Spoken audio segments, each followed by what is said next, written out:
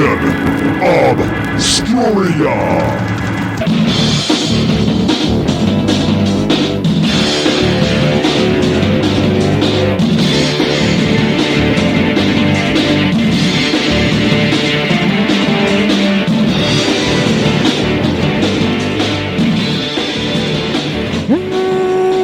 Welcome back, my friends, to the InObscuria podcast, a podcast where we exhume obscure rock and punk and metal, and we put them in one of three categories: the lost, the forgotten, or the should-have-beens. My name, Kevin Williams. That guy over there across the table, Robert Harrison. Hello. What's up this week? It's been so long. What's up? It's been like days. Almost like an entire just a few days. Several days, yes. A lot of shit's going on around here, man. You know, it's like Grand Central Station, this damn house. Well, you told us last time, you said you've got parties and art shows and fire and had events. About 8 or 9 fire sculptures lit up around my house last night. We had about 150 people show up.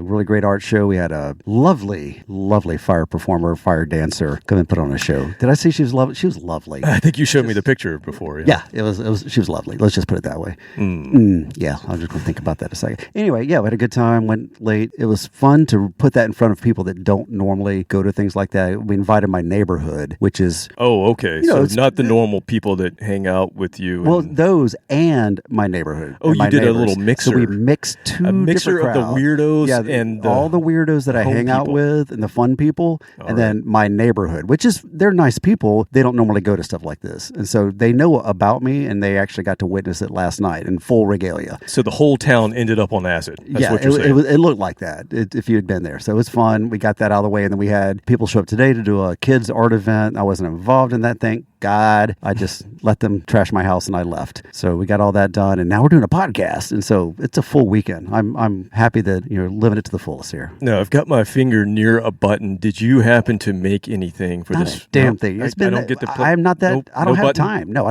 don't push that button. But I really want to push that button. There's no time for cooking right now. Damn it. All right. We won't push the special button then. No. Okay. Well, I really don't have anything. I thought about coming over last night. Yeah, but you texted me. You said you had cocktails right where you were, but I didn't know where you were.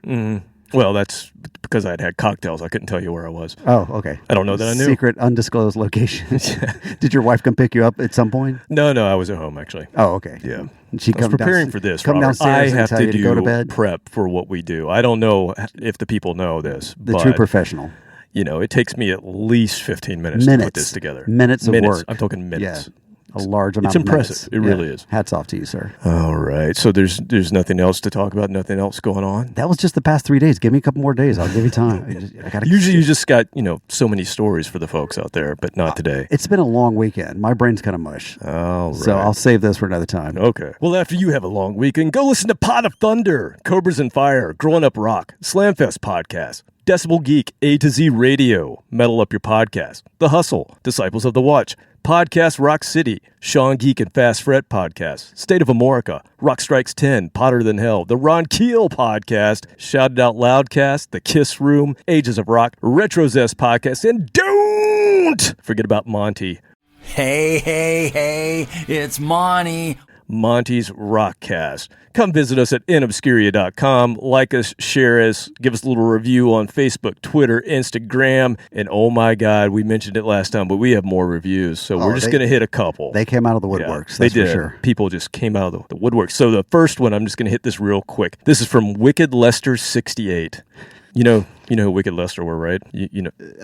Yeah, y'all know who it is. You know who this is? Sure, yeah. Okay, who was Wicked Lester again? He was not a nice guy. He was very wicked, evil man. Evil man. No. Wicked Lester was the name of this band before these guys got together with these other two guys. Oh, yeah, that's and right. They started putting makeup on. You heard? You know who I'm talking about? I'm going to let you lead with that. Cheers! I knew you wanted to get that out of the way because we didn't have any of those last episode. There were There's zero your kiss connection with a K. Number one. I didn't want to step on your toes on that one. I knew you would bring it out quick. We're going to have at least 5 today. Oh, God. I'm just going to make it happen. That's the going to make it rain. Yeah, you're blowing my eardrums, I just blew them out. Sorry, man. Okay, so here is from Wicked Lester 68, and the title of this review is Addicting. I was never really a podcast guy in the past. Got into it with Pot of Thunder and got turned on to InObscuria through their show. So glad I started listening to Kevin and Robert on a weekly basis. I've always enjoyed finding new music that is not considered mainstream, and each week I find something I can further explore by listening to them. Extremely knowledgeable. What the hell did you just say? That's you, man. What? Extremely knowledgeable and Bullshit. always entertaining. That's me. My work week ends on a high note with InObscuria every Friday. A fan for life. Keep the obscure coming, guys. Thank you, Wicked Lester. That's a great review. That is a Excellent great job. review. I'm gonna frame that. I'm reviewing his review. 5 stars on that review. It was 5 stars, Yeah. 5 little orange stars. All right, I have one more. This is from, let me see if I can figure out what this combination of letters means. OU812. It's something like that. It's motherfucking virgin. I don't know. Thanks you. I don't know. It's That's my sister. MFK. Oh, it's your mom It's again. my mom. MFK FNFJRNTK Yeah. rolls off the tongue. Sure. Yeah. We all know what that means. Double entendre. Title is Great Deep Dive Podcast. Really great podcast for finding out about bands you may have missed out on, or for deep dives into bands, genres, and scenes you already knew about. Obviously, it's a weekly show, so not every week is going to be something you really dig. How dare you? What? But they've turned me on to a lot of music I love that I hadn't heard before. Awesome. Thank you, motherfucking Something. Okay, well, we got those out of the way. That was Business good. is done. Business done. All right, let's go. Okay. Oh, we have to do music. That's right. Yeah, we're just going to close it That down. was it. I was like, cool. This time, Robert, more subject matter came to me while I was in a dream state.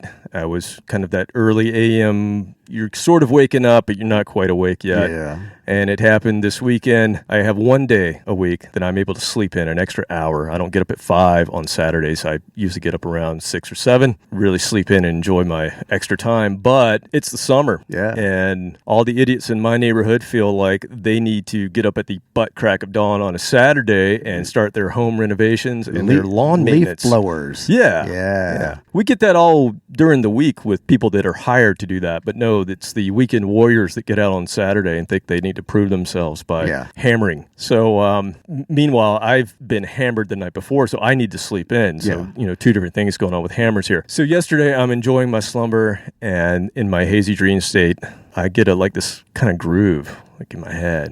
It's kind of cool. It kind of sounds like Know Your Rights from The Clash. First song off Combat Rock, if you know that song. Put the needle on the record. Kind of what it sounds like, but not quite. Anyway, I wake up and I realize that there's a combination, and I'm sure this has happened to you, there's a combination of sawing, lawn mowing, hammering, and pressure washing, all going on at the same time. The music of my people. Exactly. You're very used to this in your world. But all the combination of all those things in kind of a dream state, it was like percussion, man. It was like creating this little groove, and it was very cool. And so that got me thinking about, I used to work in the 90s. I worked in a printing plant. And in a printing plant, you have these huge machines that are running paper through and printing them. And they all have these different cadences, and they're running at different speeds. And I used to sit back there, and I was called a feeder operator, and I would load the paper into the back, and it made all this chunk, chunk, chunk sounds. And I used to get the greatest ideas for songwriting just by listening, shutting your eyes. Well, hopefully not for long, because you're feeding paper into a machine. That would be bad. But anyway, I would close my eyes, and you just get this sound of these rhythms. Yeah. And because everything's timed, and I don't know, I used to get really good drum beat ideas. Well, from and this. added to that would be the gunshots from the housing project a block away from where your office is located. That's true. Because I remember that I knew you then. Yeah, well, that happened too. Little sketchy. Yeah, I got visited a few times from cops, asking about murders that I didn't know about. Did you see a guy running through here? But it just got me thinking, there's all of this music and all of these beats around us just in everyday life, and it really can inspire you. And I remember listening to Glenn Tipton or Rob Halford talking about early days of Judas Priest, that all the factories in Birmingham, that was what inspired them to create their music, because they would hear this heavy sound, and that inspired metal music as we know. So just got me thinking about beats and rhythm, and I thought, you know what we've said before, and drummers are any drummer out there is inching closer. What's he going to say? Any band is only as good as their drummer. Shitty drummer, shitty band. That's the truth. Think about it. I don't know. I've only played with top-notch drummers myself. Well, yes, this is true. I was one of them. Oh, you're talking about after me. Okay. Oh, yeah. Sorry. All right, cool. So, with all that being said, just thinking rhythmically here, this is going to be episode 192, Skins and Bones. We're going to talk about drums. And we're going to talk about how in ancient cultures, drumming was a very spiritual thing. I'm sure you know this. Yeah. Drums could speak to your ancestors and friends, or it could call your allies into war. That's how they did it back in the day. Yeah. Hey, They come on, used drums. guys. Let's go. Exactly. Let's get it on. Yeah. So I thought we would try a little drum circle here today. We're gonna have a quick seance. I've been to those. We're gonna see if we can pull in with the sounds of drums. We're gonna see if we can pull in some very special guests to help discuss the almighty beat tonight. So put your hands on the planchette. Let's get over to the Ouija board and see what we can conjure up.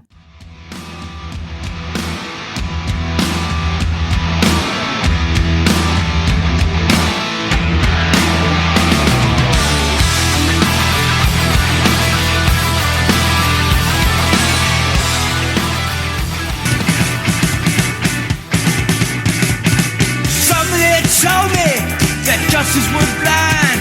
I turned around, said, man, you must be out of your mind.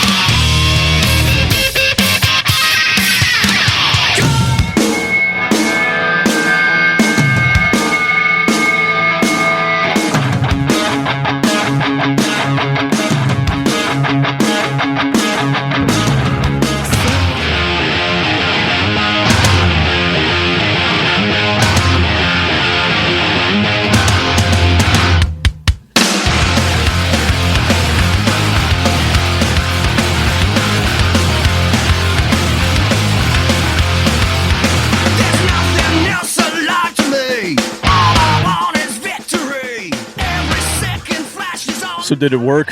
Oh, I think it did. Yeah, well, the room just got crowded. It's crowded. We have two local Atlanta drumming legends with us right now. Two of our favorite drummers of all time, drummers that we've been honored to play with in the past. I'm talking about Rob Hammersmith. How's it going? And Kent Aberle. Yo. They're so happy to be here. Thanks for having us. I have to say, when you invited me down for Skins and Bones night, I completely misunderstood. Yeah, can you put your shirt back on? I'm really happy to see that Chat GPT works great for reviews, guys. We did ask for that. We did. That may be where we got these from. Oh. We did. Like 3 weeks ago, we're like, just put it in Chat GPT and see what comes up. How do we verify that? Uh-oh. It doesn't matter. This is when it starts. So welcome. Yeah, so we've played with both of you guys in different bands. I mean, I guess technically, Kent, you play with The Swear when time allows still to this day. Yeah. And Rob has played with The Swear for a little bit. We talked about that in a previous episode. And if you want to go back and listen to us talk to Rob before, you can go back to episode 53, which is way ass back in 2020, which was a different singer and an album ago for Skid Row. That sounds right. I've kind of lost track at this point, but I'll take your word for it. Was it really that long ago? Yeah, it was that long ago. Wow. We were just getting out of the pandemic. Yeah, it was starting to tail off a little bit. Yeah, Okay. we were still in it, but we were talking about it seems like there was that weird, I guess, 2-year time warp, that wrinkle in time that seems weird. So when I go back now, I can't believe it was that long ago. Yep. And then Kent, you were last on back, it was February of 22. It's still been a little while. Episode 155. Was that right? Yeah, that was right. Sounds right. Yeah. Welcome back. I guess just really quickly, we've talked about both of your past before, so we're not going to go too deep into that, but I would like to know what's up since we last chatted, what's coming up for the rest of the year. Just kind of talk about you a little bit. I'll give you more time at the end of the show to plug anything you want to plug and that sort of thing. But Rob, what's been up with you? It's been the longest since you've been here. Yeah, so Skid Row's had a really busy year, which is great. We have actually been off the road for about a month, which has been nice. It's been nice to take a little bit of a break, but we've got another tour starting the end of this month, August 31st, our first show. So we'll be going back out on the road with Buck Cherry. We'll be with those guys for the rest of the year, all U.S. and some Canada. I was going to ask if it was stateside or overseas. Yeah, the majority of them are U.S. dates and a handful of Canadian dates as well. And were you guys doing the festival scene at all this year? We were overseas all of June, and we were able to do a lot of the European festivals, which we absolutely love doing. Yeah, that has to be a blast. It's great. I absolutely love playing over there, and obviously a band like this, the era and the genre, those festivals are really good for that type of music. So for us to be able to go over there and do that is great. We were actually fortunate enough to support KISS on their dates. I don't think you said that correctly, but we'll say it correctly later. All right. That's number one out of your six connect the dots. There you go. There's your KISS connection with the K number 2. All right. So did you guys run into each other by chance? We did not. Festivals? No. Nope. No, not this year. All right, so Kent, you're a nomad. You just go all over the place. Hired gun. Different people and different art. So what is up with you since we've last There's chatted? other words for nomads, man. I believe it starts with a W, but I'm not going to say that word. But Wildebeest. yes, that's exactly it. Man, it's been a crazy year. It's Evil Little Wonder Babies, my project with my friend Bill Wason from Illinois. We've been recording a ton and releasing a ton of stuff. The improv trio I play with, Raw, which is Mark Ross, myself, and Will Holyfield. We've just put out a new record where we performed live at a mushroom festival, and it's Wait. That's what they tell you. Hang on just a second. Yeah. So, which kind of mushrooms? Like portobello or the stuff that I see all the? use your imagination. Oh, that answers the question. I'm just saying It's mushroom imaginative festival. mushrooms. That just answered the question. Okay. But that's now available everywhere. And then, man, this past year, I've been on the road with my good friends Blackberry Smoke. A lot of you who are into the band at all, a lot of you know that Britt, their original drummer of 22 years, is battling a glioblastoma. So I am touring with them as his support drummer and teching and playing shows where Britt's physically unable to play, which is not very often. I was going to say, how many times have you actually had to fill in? Since Britt was diagnosed last September, October, and I've played 9 shows so far. Okay. And they play nonstop. We're touring nonstop. So it's And you guys are getting ready to go to Europe, right? We're hopping on Tuesday. We're hopping on the Joe Bonamassa cruise in Athens, Greece, and then we're doing a festival in Denmark, a festival in the UK. Then we're home for like 4 days, and then we're doing like 25 dates West Coast U.S. in September. And then I did see you have the annual Atlanta show night after coming Thanksgiving at the Roxy. Cool. Oh, is it the Roxy? It's at the Roxy that's this right. year. That's right down the street. Okay. Yeah. Oh, cool. Yeah. We can stagger home. Different from that. Yeah, venue. you guys can Uber home from that, man. Easy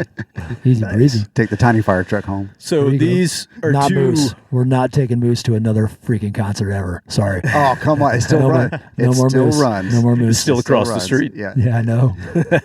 Kick the God rats out bless of him, it. man. So these two guys, super busy. Thank you so much for taking the time to even come over here. Because Thanks for having us. just the This is great. logistics of getting you together. I felt like I was, booking shows, just getting you two guys together at the It's same good to time. see you, Call you Rob. back? Is that why you said that? They're Yeah, exactly. They're concert writer. I've been dealing with that all afternoon, picking out the green M&Ms. Oh, the greens. Okay, all right. Well, that's what we do here. Okay, so today, guys, we're going to talk drummers. And so what I did was I asked both of these guys for their top 5 drummers of all time, not obscure, just who your top 5 drummers, because as we said before, bad drummer, bad band. So you're only as good as your drummer is. And we're also going to go a little deeper into some artists, some drummers that we think should have been a little more recognized. So that's what we're going to do today. And I thought we'd start with Rolling Stone, because you always have to start with a list. And what better place to go to than the fantastic magazine that is Rolling Stone? I mean, just the best. The best, because they always get it right. And so I thought I would read the top 5 drummers of all time. They have a list out there. It's the 100 greatest drummers of all time. I forgot what number it was, but go ahead. Yeah. Are they still a magazine, or is it a pamphlet now? I thought it was just a pamphlet. I thought it was Rolling Stone pamphlet. Know. You can find it at truck stops. I find Rolling Stone at Google. Buc-ee's. That's where I find it. Yeah, Buc-ee's. Okay, so here's the top 5. Number 5, Hal Blaine. I agree with that. He happened to have 150 top 10 hits, 40 number ones. So, yeah, we'll give him that. He's the percussionist behind Phil Spector's Wall of Sound. He did a whole bunch of beats and popular music, old school guy, right? Now, number 4, they have the guy whose kid I have on my shirt here. They have Neil Peart at number 4. Respectable. We'll take that. Number 3, Ginger Baker. What are your thoughts on Ginger Baker? Now it's starting to get tough. Kent, you want to go first? Number 3. Here's the thing. I think Ginger kind of brought a lot of the African rhythms into rock and roll back then. So he's, I think he's well known for that. I just think there comes a point in time when your personality carries a lot of weight. And I just heard the guy was not a very nice guy. Great drummer, not a nice guy. That kind of knocks you down a little bit for me. Oh, well said, Kent. I think he's an incredibly important drummer in the timeline. Correct. For me, it always comes down to, but who would I rather listen to? And he's not, for any particular reason, he's not on my short lists. Again, he's an incredibly important drummer. His name comes up a lot, and rightfully so. It's just not. He was in an important band that helped shape. Agreed. Helped shape a new genre of music that was up and coming. Yeah, and I agree with what Kent said as well. Yeah, I never seem to make the cut for a short list for whatever reason. Yeah, he's one of those guys as a kid. I was like, he's got double kicks. He's got 2 bass drums, but I never heard it. Like, what does he do with them? Because I couldn't hear it. I will say this is about Ginger Baker, is that he was the one guy from back then who really stepped out. And if you want to check out some cool stuff of him on it, there's a great Fela Kuti record where it's Fela Kuti and Ginger Baker live in Africa, and it's either in Africa or in England. I can't remember, but his drumming is like next level on that. And that's the thing. I think he was kind of a guy who was out of his element, but man, it's just unfortunate that he was tough. A dick. There you go. Thank you, Kevin. He was a dick. Thank you. You can say it. We're drummers, so we're trying not to say it. You guys are being way too nice on this program. All right, number 2 on the Rolling Stone list, and this is one that always comes up and very controversial, I think, for a lot of people, because some people just think he played sloppy drums. I'm talking about Keith Moon. Yeah, I understand the argument, the sloppiness, but anytime you do anything artistic, sometimes it's more than just the technical side of things or the analytical side of things. And I agree with him being highly ranked. I think in a lot of ways he was one of the original punk rock drummers. He brought that energy, that sense of abandon and that reckless thing that he had. Reckless is a really good word for it. Yeah, and I agree. I mean, for him, it was controlled. It was his thing. It was intentional. He knew what he was doing. But I love all of those elements that make a lot of people shy away from him. I personally love all those elements about him. I think he set the tone for a lot of that type of rock and roll energy, and I think the whole band did early on in their career. So yeah, I would defend him being highly ranked on that list. If you have ever rode a crash cymbal through a chorus, you have Keith Moon to thank for that. You're right about that. Yeah. Period. I mean, all of your rack toms are the same size. It's like, you probably have Keith Moon. Man, I mean, there's videos of him playing live, and he doesn't have. I mean, and being a drummer, I mean, it's hard to explain, but he didn't have a hi-hat. All he had was crash cymbals, and it's like never thought about that. It's truly like when you think about, like, I can't imagine sitting down at a kit without a freaking hi-hat stand. It's like I think he was the first rock drummer that kind of like I don't know if I don't want to get too deep, but kind of painted when he played. It was so much dynamics and there was so much explosion that it was undeniable. And the thing about a lot of these bands, like a lot of people would say Peart, and I look at the drummer like, and this is what is frustrating about being a drummer, because drummer is not considered songwriting. What the hell did you just say? There are bands, you take the drummer He out of says that. spitefully. Yeah. There are bands where you take that drummer away from that band and that band's never recovered. You know, the Who's never been the Who without Keith Moon. It's I just completely agree with you. never had the energy, not even close. Their So, legacy act at that point. yeah. And he brought fire into drumming. Which, Yeah. as Well, a- as a footnote, actually, yeah. dynamite. He brought Yeah. dynamite into Yeah. drumming. So I'm on the same He side. deafened his guitar player. Yeah. I'm on the same side. I And for the record, I never did that to you. No, you didn't.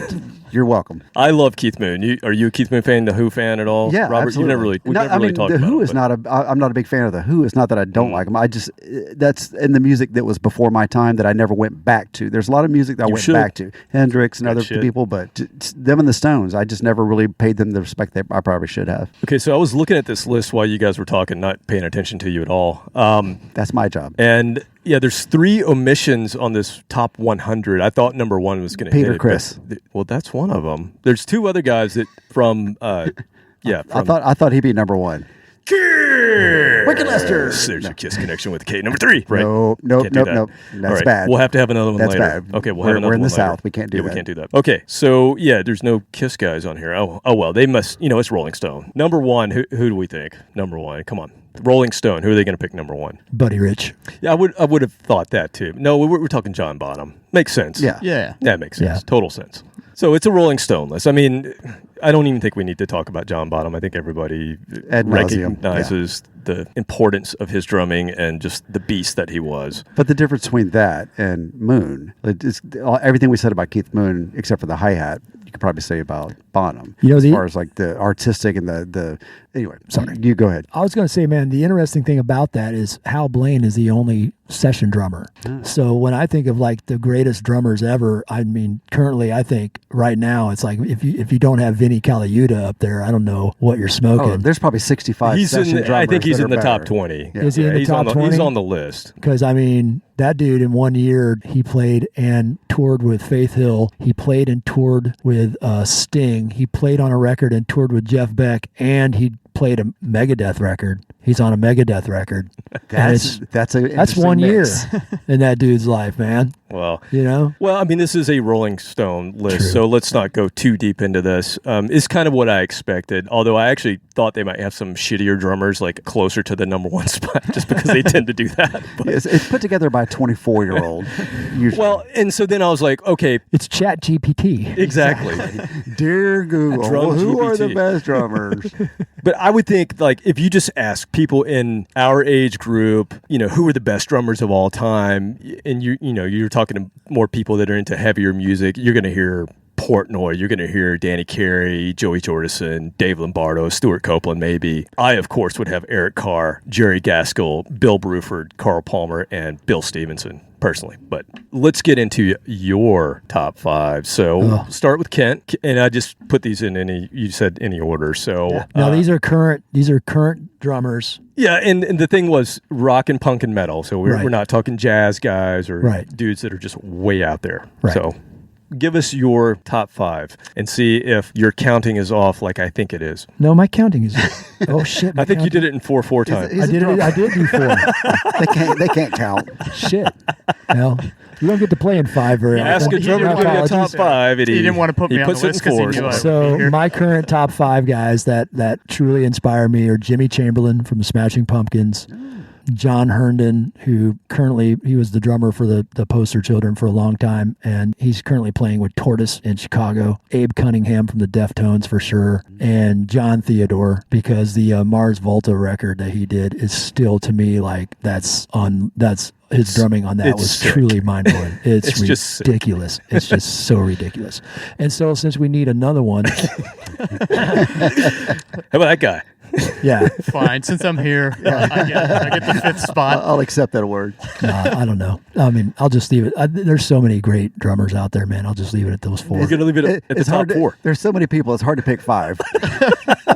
All right, Rob, let's see if you can get the count right. So Kent used a great word, and the word that Kent used was current, because if you were to ask me the same question in 2 weeks, you'll probably get a different list. I'm just that guy. I'm into what I'm into heavily for a period of time, and then I'll either I change or I hear something that maybe I'll hear a player that I just finally hear it and I'm in the right headspace or I'm in the right mood or I've evolved enough to finally understand what's going on with a particular player. But I've had 3 that have been on my list since day one, and we talked about John Bonham. I know he's an obvious choice, but he's an obvious choice for a reason. I think even for a rock drummer and the type of rock music that I connect with and that really resonates with me, he really did write the handbook for it. And I know that that's been said a million times, but for good reason, in my opinion. Still to this day. I believe so. Yeah. I think that whenever you hear there's so many great players out there, as Kent said, but he's one of those people that you're always comparing. How does he relate to Bonham? It almost the same as the Beatles or the Rolling Stones. You can be an amazing band. You can sell just astronomical amounts of records and concert tickets and all these things. But I feel like there was this first generation that kind of set the standard, and we're always going back and comparing drummers to John Bonham. And I think 50 years later, he is still the standard you get compared to. Yeah, and I don't think that it frustrates me sometimes when people dismiss that. It might seem like an obvious choice, but I'll defend that. So, I think it's deserved. Yeah. I do. I definitely do. The other one for me is Phil Rudd, and he has been from day one for very specific reasons. He kind of, for me, it's not just his drumming. It's obviously their catalog of music, the AC/DC catalog. I absolutely love that music. But when I was young and learning to play and trying to figure it out, like a lot of kids, I had no idea what I was doing. And like a lot of kids into hard rock music and punk rock music, I wasn't a big fan of being told what to do and lessons, and that took a while for me to warm up to that side of things. And when I would listen to AC/DC records, Phil Rudd made it seem possible. He made it seem attainable because it wasn't overly technical, if you will. It wasn't Rush. It wasn't Rush, and I love all that. There's so many great things to be said for that style of playing. But when I first heard Phil Rudd and I heard what he was doing, it's like Back in Black. You just couldn't turn the radio up loud enough, and it was a huge part of that sound of that catalog of music was because of his playing. And for me, he's been an example of simple but just confident and play it with feel and make people believe what you're playing. And there's been so many players like that, but I was going to say, he's one of those guys that it seems like the last, call it 10 years especially, he's kind of come back in vogue as far as people going, yeah, I really like Phil Rudd's playing. I think so. There was a while where people were like dismissing, because it was said it was simple, right? When everybody was all about the speed and the technicality of what you were doing, like they weren't talking about Phil Rudd. I think so. I think he gets a little bit of the Ringo Starr treatment in a lot of ways, and that's unfortunate to me, but to each their own. Everybody has their own criteria that's what the fun thing about having these conversations with people. Put 4 people in a room, ask them who their favorites are. You're going to get 4 different lists, and or a knife fight. I like it, cut G.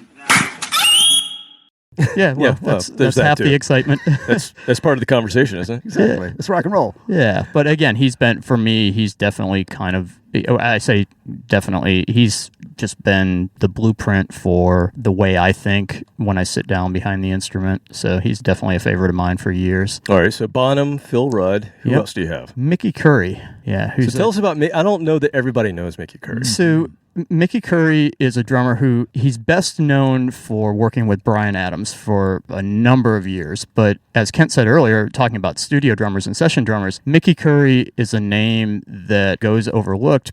He's played on so many great albums and hit songs. And well, I've got a few. Can I read off the list? Please do. I pulled. So Mickey Curry played for Hall & Oates, Cher, Tina Turner, Alice Cooper, David Bowie, Elvis Costello, Sam Phillips, Tom Waits, Survivor, The Cult, and Steve Jones. Yeah, do I need to say any Wow. Yeah, all while working and touring with Bryan Adams on and off throughout the years, and it's really impressive to me what he's done, but I love his playing. He's a very musical player to me. He's a very mature, his choices, his playing, the things that he does. I find myself in a lot of situations thinking, okay, well, what would Mickey Curry do here? So for me, that's been a long time go-to example for me. WWMD. That's right. All right, so tell me, because I didn't expect to see Steve Smith on your list, but tell me about your love for Steve Smith. So that goes back to what I said earlier. That's a new one for me. I'm going through this. It's probably my midlife crisis. We should do a separate episode on that. Rob's midlife crisis. That's right. Yeah, everybody, welcome to my Let me midlife try to get crisis. on your schedule now. Yeah, geez, this is more like a therapy session for me. As I grow, it's much cheaper. yeah, I hope so.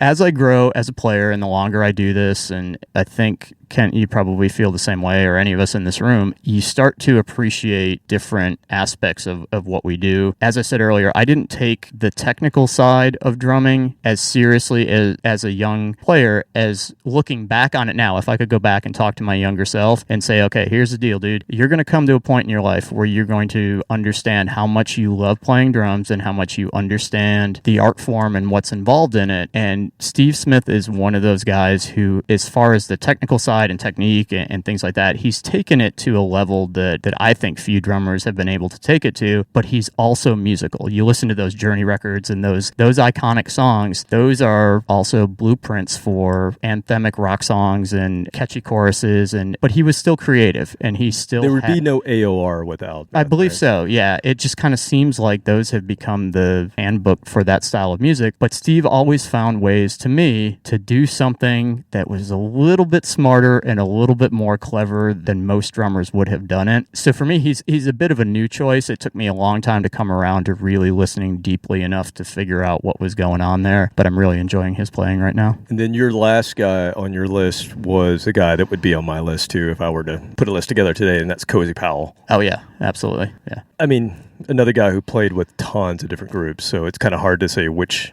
I mean, the Rainbow stuff for me is like the ultimate. That's Cozy. for me as well. That context, but it's playing even the Whitesnake stuff, and there's a ton of stuff in his discography that really connects to me. But Emerson, Lake, and Powell was probably your favorite album. Yeah, well, yeah, That was the one. that's going to be my favorite. Yeah, his work with Rainbow and certainly the live stuff is just. We were talking about Keith Moon earlier. Cozy, another guy who had that energy, that reckless, almost off the rails, but never really. Yeah, I love that about him. Awesome. Okay, so knowing Current was meant to say, current was supposed to be currently, who is your favorite 5 drummers of all time, not the 5 drummers who are alive right now. I thought it was like drummers who are alive right now. I misunderstood that directions. Either way, it doesn't matter. it actually works both ways. You're good. You're fine. Okay. We're just talking about really kick-ass drummers. Yeah. So, okay. Sorry if I was not clear, Ken. It's all right. I was clear about there being 5, though, and you gave me You were, 4. and I gave you 4. In my defense, I only chose one dead guy. And the rest are cursed. All right, so knowing what we do here at InObscuria, Cozy we are style. going to listen to and discuss drummers that are unsung heroes. So those whose contributions to bands have either their contributions to the bands they play in is transformational or was transformational to rock and punk and metal. These are guys that have mostly been under the radar and unrecognized until today. And we're just going to go back and forth with your selections here. So we're going to start with Kent, and this was not a huge surprise to me when you sent this one to me. In fact, Kent introduced all of us in Big Jack Pneumatic when he was in that band with Robert and I. He introduced all of us to this band. It's an awesome Illinois-based band, and back in 2002, you played a whole lot of it for us very often. We actually played a song from this band on our very first episode of InObscuria. Oh, wow. Kick ass. Tribute to Yeah. this band's from Illinois. Yeah, it noise. I'm going to let that slide because I love you. Yeah, We already- no sweet corn for you, brother. We already mentioned the drummer once, so there's a little hint to Yeah. folks, but we're going to play the song right now.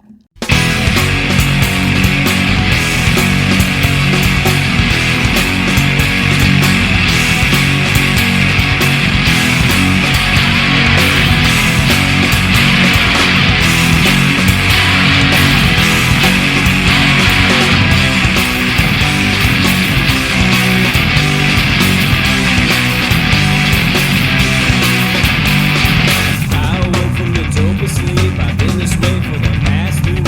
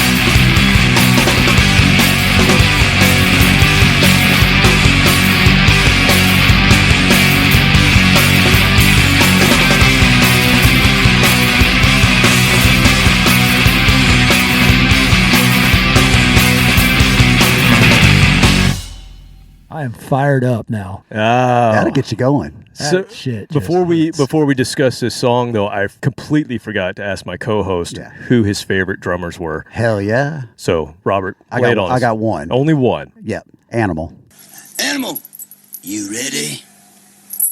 Kill! Kill! Kill! Kill! Yeah, he's ready. Drum battle! Drum battle! Waiting years for this animal. Now we see who best.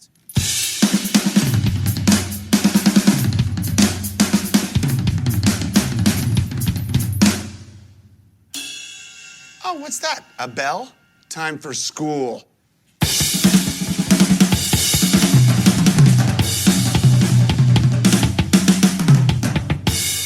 Oh, yeah?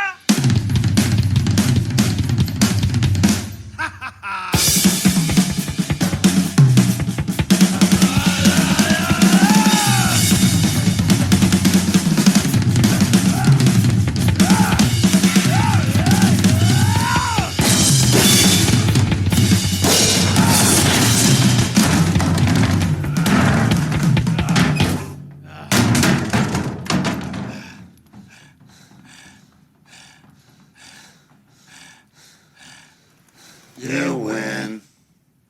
Okay, good. That's it. We're good. He's inspired me to do more musically than anybody else. Just Reckless abandon that he plays with, and just the dynamics that he can just come and go from that. You two are very similar. Yeah, really is. And he used dynamite several times in many of his shows. All right, well, that works. So, John Herndon, you already mentioned his name. He played with this band, Poster Children, for only 2 albums, was it? Yeah, John Machine Herndon was on the one for me is Tool the Man. That was what record this song was on. And man, you used to play Poster Children all the time when we first met you. Man, it was when that record came out, I was living in Charleston, Illinois, which is Eastern Illinois University, just south of Champaign-Urbana, where the Poster Children were. They were all going to school there. And I remember when this record first came out, my band had a rehearsal space out in the middle of the country between Mattoon, Illinois and Charleston. And I would go out there on my 4-piece Apollo drum set, and this was that one album. I mean, there were definitely I got into like the Mickey Curry stuff, man. Like all the Bryan Adams stuff was huge for me growing up, like learning that stuff. So I'm really happy you mentioned him, because that stuff is killed, like the cuts like a knife grooves and all that stuff. But this record was the one where I was like, I'm going to learn this record note for freaking note. And that snare work, man, it's like so much going on. It's just, when you break it down, him, and it was an interesting, and being in Illinois at that time, man, Illinois drummers, I just said Illinois. Yeah, I know. You did. You're welcome. I was saying it as a apostrophe S. Yeah, okay. Thank you. I am so good at that. I'm not giving up my sweet corn.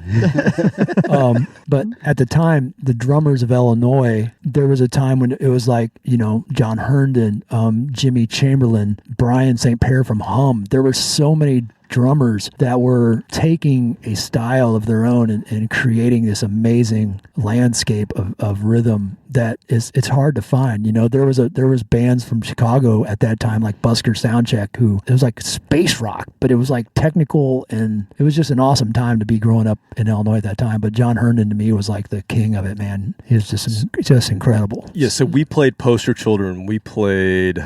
What did we play on the very first? I can't even remember now, but we played a song on the very first episode. Dynamite Chair? No, I think it was Junior Citizen. Junior Citizen? Yeah, okay, that's yeah. probably what it was. Okay. But love that band because of you. Yeah. But that was not John Herndon. Yeah, right? He had left the band at that point. Yeah, I think that was Howie. That was played in the band van many times, in that bitchin' stereo that I installed in the band van. And if you don't know Poster Children, or Poster Kids as we've come to call them because of Kent, they released 10 full lengths, 2 EPs from 89 to 18, and they just re-released some of the vinyl this year, which I only found out about 2 weeks ago, so I've already scooped those up. I'm sure you already have them. Yeah. But not this album. This album's not available on vinyl yet. If you want to go buy one. Dynamite. Oh, no, you can. I found one. You did? I found one. Well, I saw one on Discogs. It was a little pricey. Sometimes it's worth it. Oh, you were the guy. Yeah, I found it and I was like, oh, it exists. So, Rob, are you familiar at all with poster charting? I am not. No, that's brand new for me. That's awesome. What did you? I mean, obviously, it has kind of that '90s feel to it, which is when it came out. But Yeah. What were your takeaways as from a? I was trying to drummer's figure out the time standpoint? signature. Yeah, and I'm 4/4 guy, so anything that's not 4/4 or 6/8, it takes me 30 seconds longer than the song lasts to figure out what's going on. Well, let me ask: do you actually count, or do you just feel it? Like, do you guys actually put the math to it? So that's a good question. For me, I can answer it for myself personally, and I know enough about you, Kent, to know that we'll probably have drastically different answers. I don't really count. But this far into my playing, I can see where that's done me a disservice to not be more informed and better at that. So it's actually something that I'm working on. But when I say that, it doesn't really apply to the context that I work in. So it's one of those things that it's a chicken and an egg kind of thing. I don't really find myself in a whole lot of situations where it's an issue, but I see where it limits my playing to have not spent more time in the odd time signature world as a younger player. Yeah, I hate counting. I hate counting. You're a feel guy, yeah? Well, man, it's. I'll tell you the tune that did it for me was when I had to learn Take 5 when I was younger. I could never. It's kind of like if you're counting, you're having to remember where you're at in your counting, so you don't have any space mentally to create or feel the groove or anything else. So I ended up I'm more of a melody player. Like if I hear the melody and I know what the melody is, the time doesn't matter. As long as I'm hitting with the melody, the time doesn't matter, So because you do so many different gigs with different bands, do you actually chart things, or do you just go with the I'll feel? chart things to the point where I'll know like when a chorus is coming up. But as far as like the act, or like sometimes like say with Blackberry Smoke, I have to have I have a booklet with all the tunes that haven't played a bunch, and I'll have like a B, and a C for boom, boom, crack, just so because their grooves are so simple, I want to capture exactly what they do, So, Right. but as far as like actual charting and stuff, no, I don't, Okay. Well, I'm a bass player, right? So I'm like the dumbest of the guys in the band. So I only can do things by feel. Too hard on yourself. Thank you, man. I appreciate that. Too hard on You just yourself. elevated me one above. Yeah. But so I say that because this one time I'm a big Dream Theater fan, and I love progressive music in general, which is really weird because I'm not smart when it comes to music, but I can feel, even odd time signatures, I can just feel it. So I go to see Mike Portnoy do one of these clinics, and I didn't last. I think I was there 10 minutes, and he started talking about math, and it was like he was giving an algebra class, and I'm like, I'm fucking out of here. I cannot stand this. Yeah. It was horrible. Yeah, your brain set off the smoke alarms. Yeah, pretty much. I was with a buddy of mine who was also drumming. I'm like, can we go? Because this is hurting. Yeah. Like I can't take this. I'm in pain. That described me in college. Speaking of me making fun of bass players, people like to make fun of drummers quite a bit. I reached out. We have some other podcast buddies, and I reached out There's the to drummer jokes, Kent. Here they come. to a buddy of mine named Bakko. Uh-oh. And Bakko is a former guitarist, lead singer, and those are usually the people that make fun of the rhythm section. So I thought we'd just do a little, Former. a few drummer jokes. You all need to get together and start a band called Former. The guy that has no rhythm is making fun of the rhythm section. All right, so here's drummer joke number one, as told by mostly guitarist and frontman, and in this case, Bakko from Cobras Fire. What do you call someone who hangs out with musicians? Pretty simple. It's a drummer. He got away.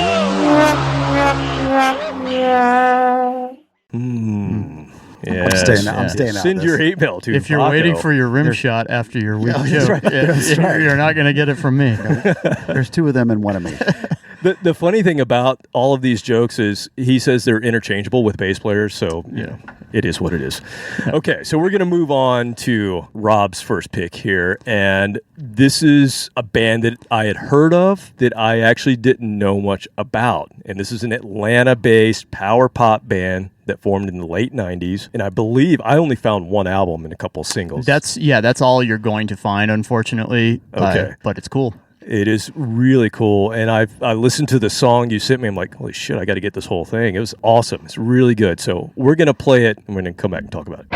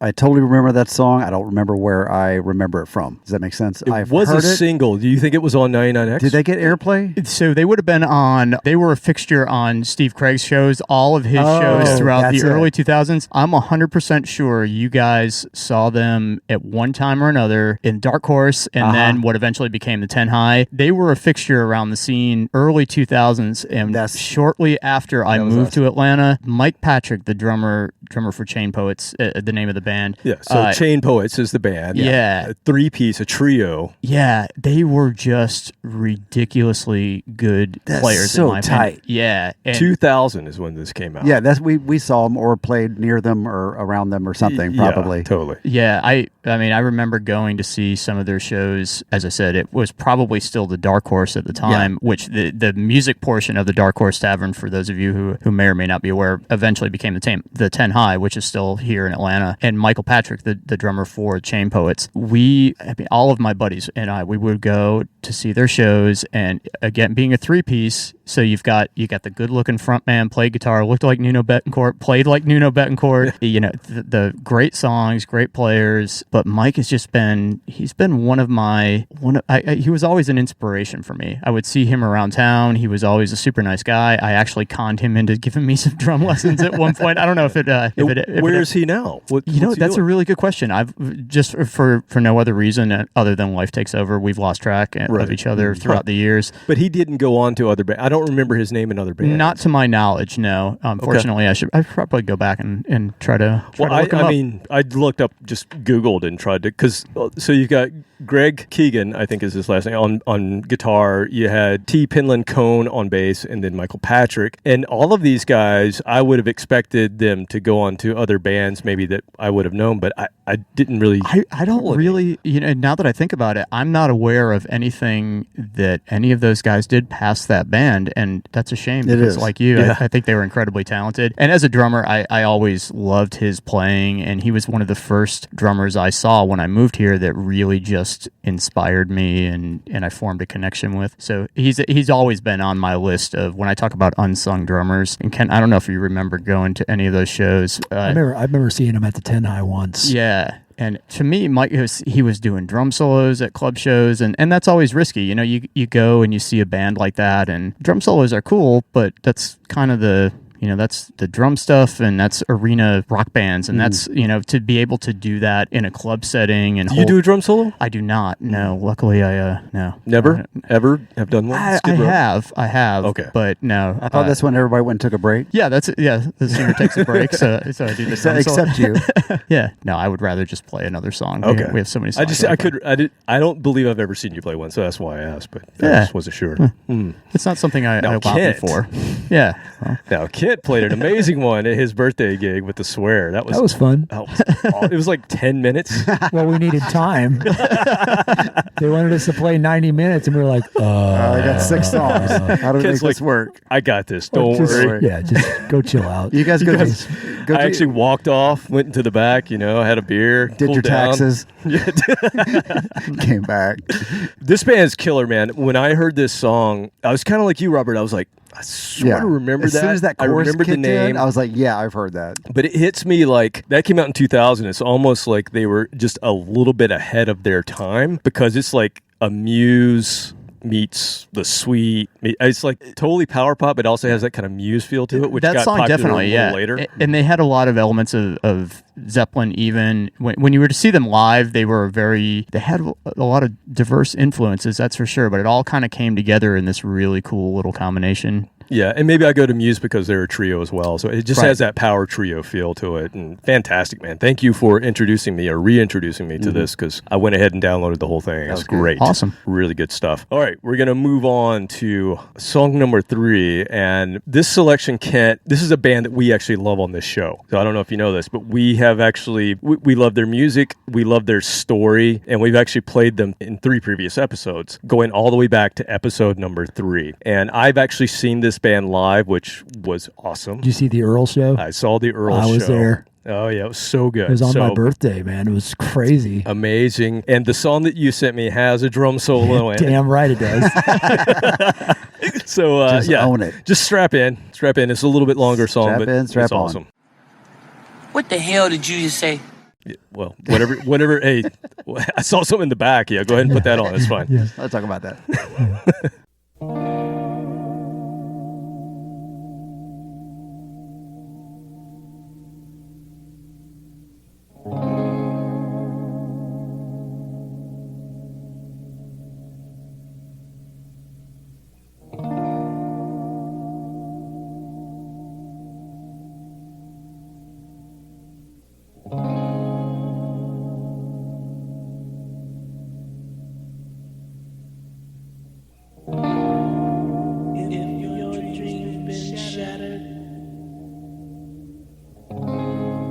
Pick up the glass. Don't let your head keep running.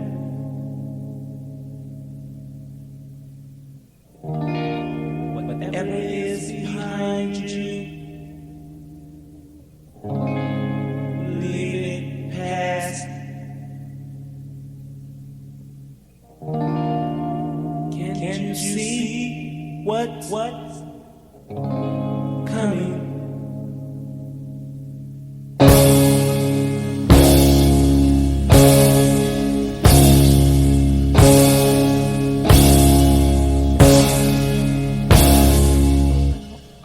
Let the world turn, let the world turn around.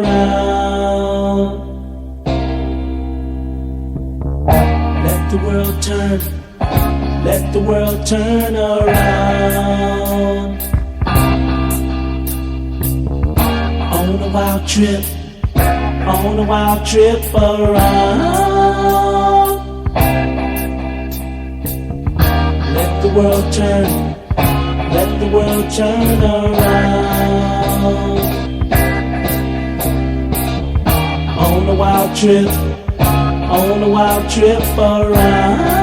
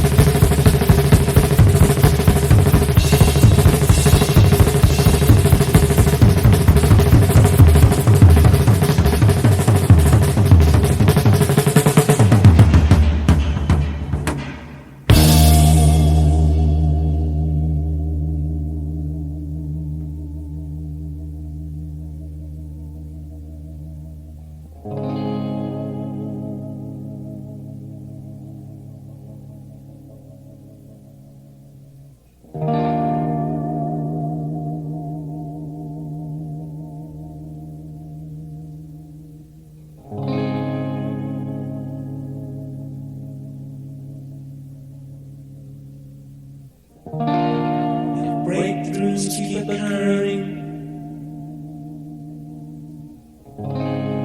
Let them in. You know that time is all we're made of.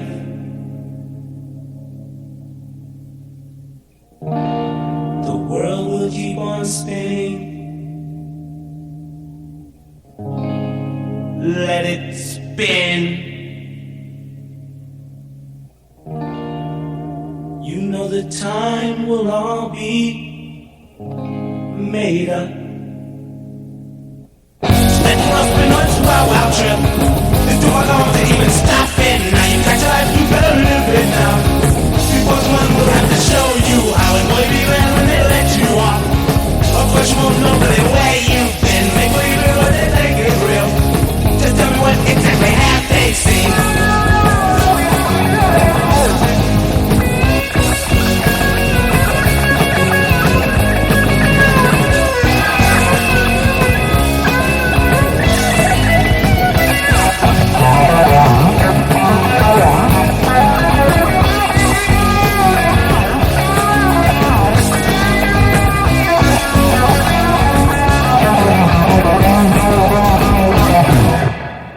All right, sneaking up on you. And it's done. A drum solo in the middle of the song. Damn right. Bookended by And who was that, Kent? 2 minutes That was of... Dennis Hackney, man. That was another power trio of brothers that we've covered before called Death. And if you don't know this story, there's an amazing documentary called A Band Called Death that came out in 2013. They recorded that in 1975. Yeah. Many consider them the very first punk band of all time because it predates the Ramones. And unfortunately, the album never really came out. There was a single, but there weren't very many of them, and it kind of got lost in an attic for years and years. They tried to get them to change their name. Didn't come out until 2009. Well, and Jello Biafra was really the one who was responsible for breaking them because he was always going around buying collections of records, and he had people followed his, and he came out and said, I don't know what this band is, but oh my God. Yeah. And it just, people started freaking out about him again, you know, and it's just, his thing, man, like to me, his drumming, it's like, I can't do that, you know? It's like, it's so tight, and it just, you can just tell there's something beautiful about the fact that part of the story that's really cool is that when they were kids, they were growing up in the hood of Detroit, and their mom got in a car accident, and so she got a small settlement from the car accident, and she gave it to her boys, and she said, you guys can go and do whatever you want with this money. And they went to a local music store, and they bought a guitar amp, a bass amp, a guitar and a bass, and a drum set, and they threw it in their bedroom. Which is tiny. They show the picture of it. Yeah, it's like all three of these kids, they grew up in this bedroom, and they didn't take any music lessons. They just started banging away on these instruments and became Death. Like it literally formed. It's the most organic music, man. And oh, by the way, they're African American. So like they were playing music in 1975 that was not part of that scene in Detroit. They were like they were into the Who and stuff like that, and they were like creating something new because that was they're like coming funk from a different time. angle. That was total Funkland. You know what I mean? Yeah. So it's like, and just, man, I've had the pleasure of meeting him, and it was just, they're just the sweetest, purest guys, man, and I just love them, and I love that record. Sorry about picking that song that only had like maybe 30 seconds of drums in it. It's a big 30 seconds of drums, but that's more notes than my other picks put together. So yeah, it's fine. I mean, but check out that, if you haven't checked out that record, check it out. And I believe there's the documentary is called A Band Called Death. Yes, I believe is a documentary, and the documentary is truly, it will break you down. It'll make you weep.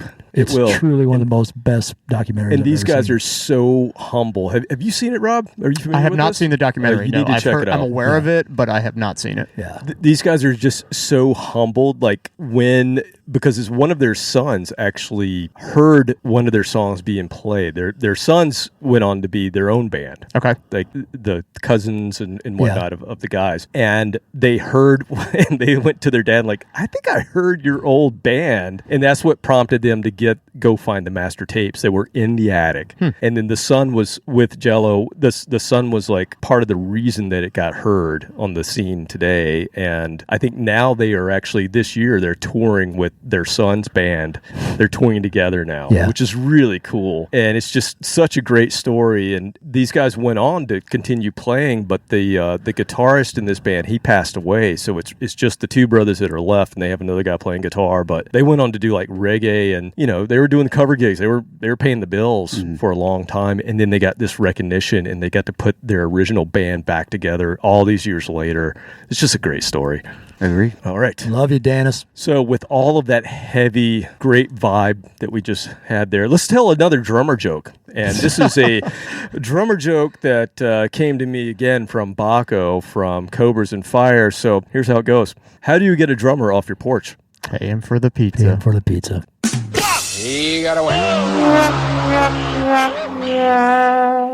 I see. We've heard all of these, haven't we? Who hurt you, I like Bakko? that. I like Who that. hurt you?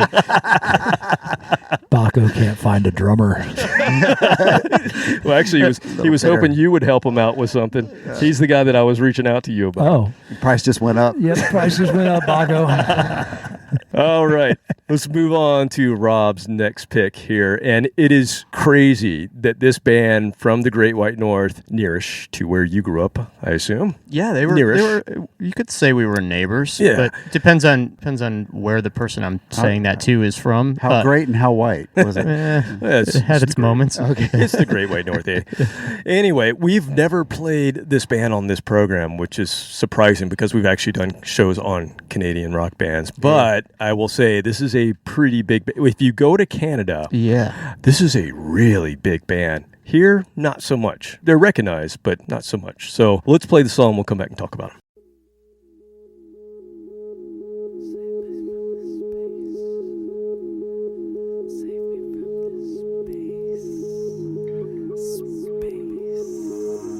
Take these plastic people, read their lips, now let it linger. Is there anything that makes them sound sincere? Come on, tightly hold your hand, take a deep breath, give them the finger. Are you worried that your thoughts are not quite clear? Twitch, overlook, unfit heartbeat. I remember falling, I remember marching like a one-man army.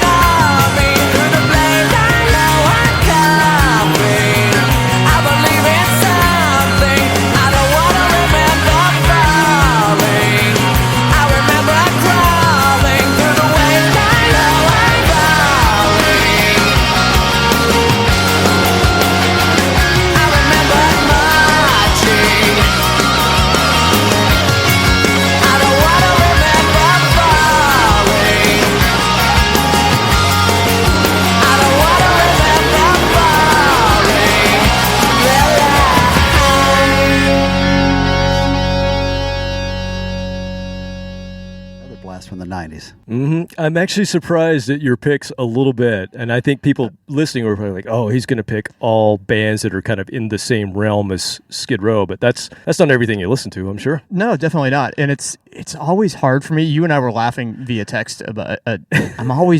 I'm terrible with lists because Rob was so worried. I suck at lists. I I'm do. not good at this. So if you just okay, here's all of music. Give me 5 or 4 in Kent's. Or 4, or give me 4 living in one. Whatever the criteria You can't is. tell me what to do.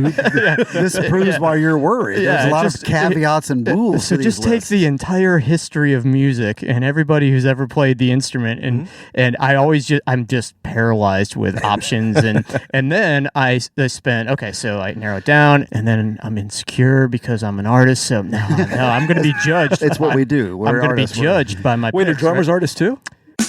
He got away. Okay, here we go. Okay, so it's better than Bakko's contribution.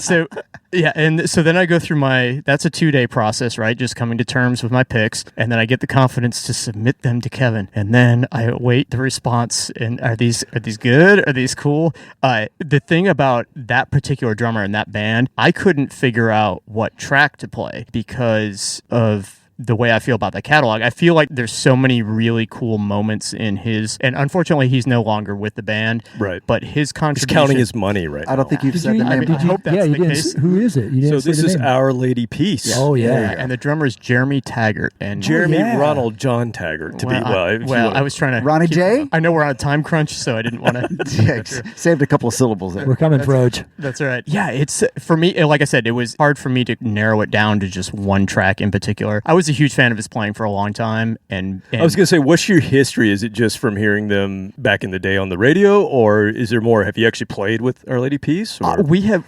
So Skid Row has played with them. They were actually on the Van Halen tour for Balance. Skid Row was supporting Van Just Halen. throw that out. Like, Well, nothing. so Yeah, and we the were reason, playing with Van Halen. and the reason I'm not name dropping is because I was not with the band at that point. So I'm bragging for my friends, I guess. So there's a history, there's a connection between the two bands, but unfortunately for me, there's no personal connection. Okay. I have met Jeremy, incredibly nice guy, and it's one of those situations where, as Kent was describing, when you have the opportunity to meet somebody and just have that moment to share an appreciation and just tell somebody, hey man, I'm a big fan of yours, I love your stuff, and he was super cool, super gracious about the whole thing. So you didn't fanboy? I wouldn't say that. Okay. But have you fanboyed? Oh yeah, I do. Who all have the you time. fanboyed on? Oh gosh, well, Jeremy Taggart for one.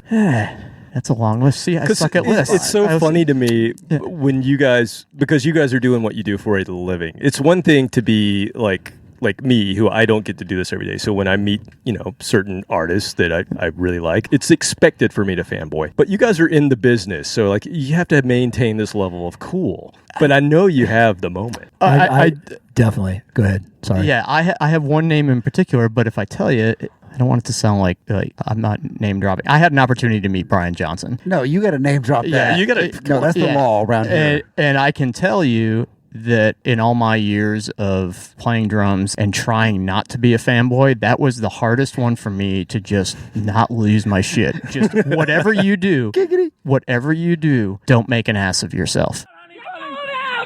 Chill out, honey bunny. It's gonna be all right. Promise us. I promise. Chill out, honey bunny. We're not gonna do anything stupid, are we? We're all gonna be like three little Fonzies here. And what's Fonzie like? Cool. What? Cool. Correctamundo. And that's what we're gonna be.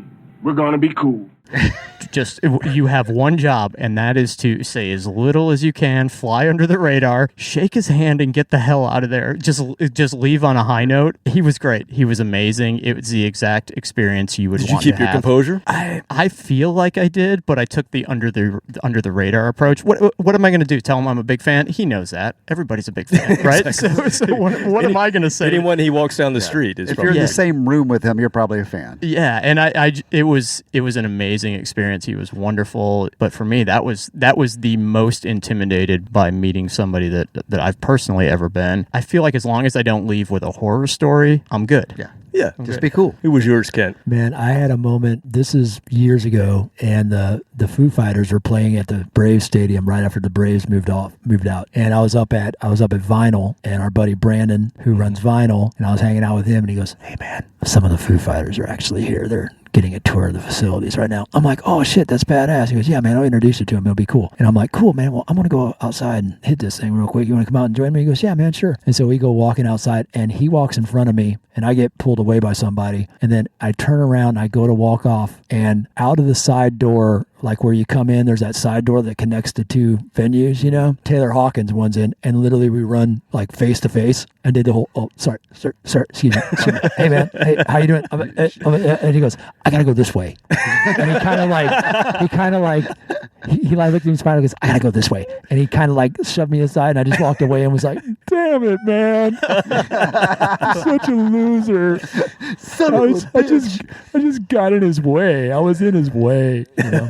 But man, I'll take it. Because that guy, rest in peace, man, was like, you can't, he's another one of those guys, man, that energy and you felt all the emotion that he played every show, man. Whether you were a fan of his band or not, that guy was amazing. And the stuff he did with Alanis Morissette, man, is timeless. You know, those Alanis Morissette shows are freaking timeless for me, man. Some of the drumming he did on that stuff was truly, I'm kind of a bigger fan of that than I am some of the Foo Fighter stuff, honestly, man. It's just so musical. So anyway, the story we like to tell, and we've told it I think twice on the program, but it's good for Kent to hear if he hasn't heard it, because he's in a band with this guy. Yeah. So we get a little backstage access because Brandon Steele of Blackberry Smoke, you know, they were using the same, I forget what it was, the video production or whatever. Same catering company. Something, Blackberry and Rush. Okay, we're at the Rush show, and Brandon's like, "Hey, I got us backstage at Rush." I'm like, "Awesome." Kevin just messed himself right there. Yeah, so like, this is cool. So we get to go stand in line. There's a short line. We get to meet Getty and Alex. And we're standing in line. It's pouring down rain. We look like just drenched, wet dogs. And Brandon is the keyboard player in Blackberry Smoke, a touring international band. Just, you know, you're a part of it now. This is what you guys do. You're supposed to maintain your level of cool when you're with your peers. That implies that I had a level of cool. Go on. And I know where this is going. Brandon Steele. Wait a minute. No. Wait, for people that don't know Brandon, normally Brandon's super laid back. Super laid back. Super chill. Yeah. It's hard to get him excited. Yeah. So he gets in front of Geddy Lee. Geddy puts his hand out. Brandon takes his hand like it was the most precious thing he's ever seen in his life. He's like, and I have no idea what he said. He said something about professing his love for Rush and for Geddy, and Geddy's shaking his hands like, okay. Alrighty there, buddy. All right. This is Alex. Let me pass your hand over to our guitar player. We'll just move it. It was like the kid in the Christmas Story. Yeah. Where he almost put his boot on his face and pushed him down the slide. Okay, get him out of here. A football? Oh no! What was I doing? Wake up, stupid! Wake up! No!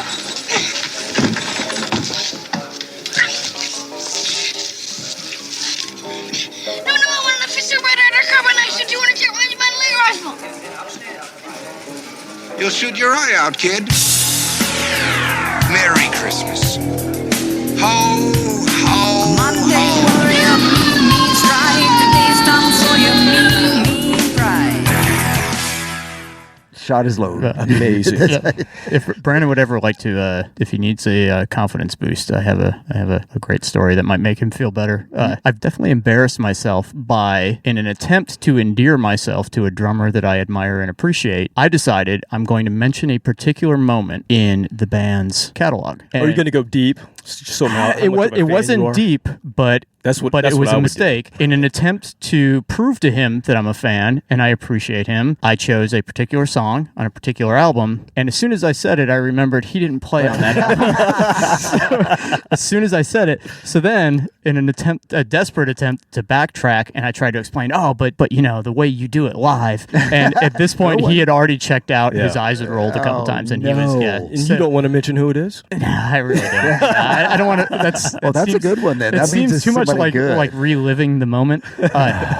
But if that's of any This is consolation therapy. to Brandon. This is therapy. You have to just get honest with us here. Well, if Brandon would ever come on the show, he could tell the story himself. But yeah, it hasn't happened yet. So if you don't know, going back to Our Lady Peace, so if you're from Canada, you're like, why are you guys on InObscuria playing this band? In Canada, they have, let's see, only platinum and golden states, but in Canada, they have a 97 album that has gone diamond status in Canada.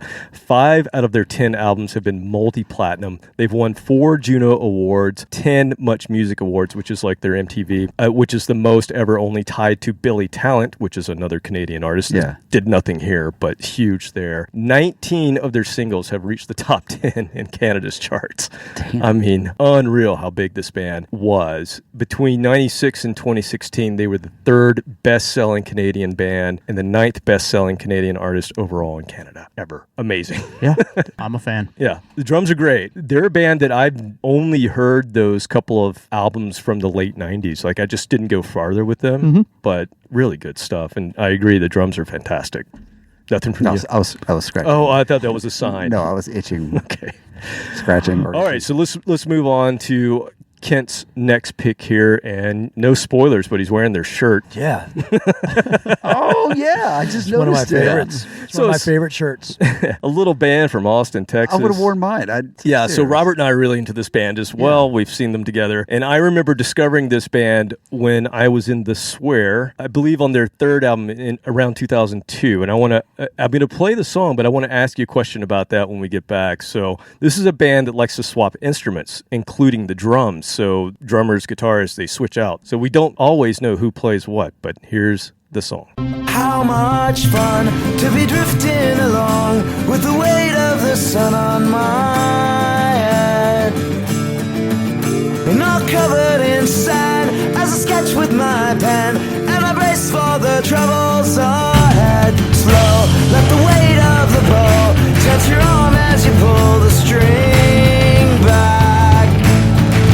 Don't be fooled by the light, let the fear guide your eye as your arrow burns into their side.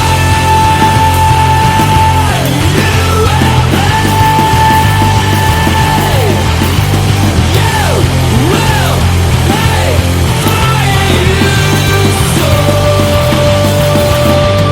Down through a hole in the ground, let the ferryman carry you back to the Winter Queen's home in the shadow abode, where you learn to become one of them, and you dress in coverless shoes, though you live in the halls for the dead. Makes the ferryman sigh with chagrin in his eye, and he lets you return back to the tide. You will pay. You will pay knowledge you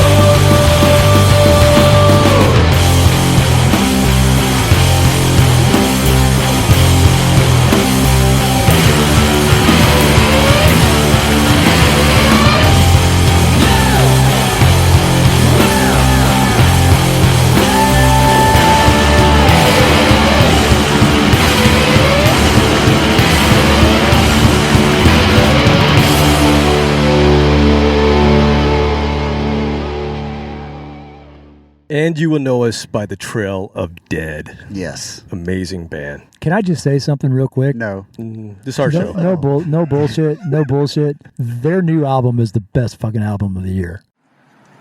What the hell did you just say? Well, it came out last year, but I'll go with you. Yeah. But it's that good. It's the album of this year, too. I mean, how good it is. I don't care what it's just No, over the you're right. last year of music, that record. And it's in quadraphonic sound. It's just. Oh, really? Did you hook it up? Did you do it? My receiver is in the shop along with a speaker, but once I get it back, that's the first thing We're I'm going to spinning. Kent's house. We're going to listen to it in quadraphonic sound. Yes, Gotta because hook my up. Bluetooth speaker can't do that. Yeah, but man, if you haven't picked up their new record, it is truly one of the better records. It would be top 15 for me of all time. It's mind blowing. So we think this is Jason Reese on drums Well, because I'm pretty sure sometimes it's he plays Jason. guitar, he I'm pretty sings. sure it's Jason. Okay, I would think so too. Are you familiar with this band? Familiar with the name, but not the music. No. So here's the thing I wanted to talk to you about, because I remember hearing this band 2002. I'm in the Swear, or 2003, somewhere around there, whenever we were in the Swear. That would be 2004. Okay. Or 5. You know what? There was another band you're in. I told you at that time. Yeah. I told you I'm a bass player. Unless you're Math. two-timing. You're cheating on Doesn't me work. then. I knew it. Two bands. Anyway, I remember being in the Swear, and I mentioned that I got the latest album from this band, and I could have sworn that you told me that you didn't like them at all. Oh, dun, dun, No. dun. Dun, dun, dun. No. Maybe it was Jeremy. Jeremy hated everything. Oh, well, that's true. He still does. No, I love yeah, this. I remember. He hasn't changed. I fell in love with this band. I remember when they played Richter Scale Madness on a video show that Matt Pinfield ran for a while. It was probably 99, maybe 99. They played a show on Matt Pinfield's show, and I'll never forget seeing them, and they destroyed the entire set afterwards. Oh, yeah. That's on YouTube. Really? That's Yeah, they cool. destroyed their Check it instruments and everything. Yeah, And it's I awesome. remember watching that show, and that was actually the first time that probably within that, it might even be the same show, but At the Drive-In was on that show at one point in time too, which was another great Austin band. But Another band that would destroy everything. In the yeah, room. but these guys, man, the Trail of Dead is like every record they put out was like, I can't figure out how they write, and I've been lucky enough to kind of like befriend all these guys, and I've hung out with them quite a bit. And, I finally got to ask Jason, I'm like, how do you guys write? And he goes, man, it just happens. But it's so epic, man. And they're like everything. They're punk, they're folk, they're rock.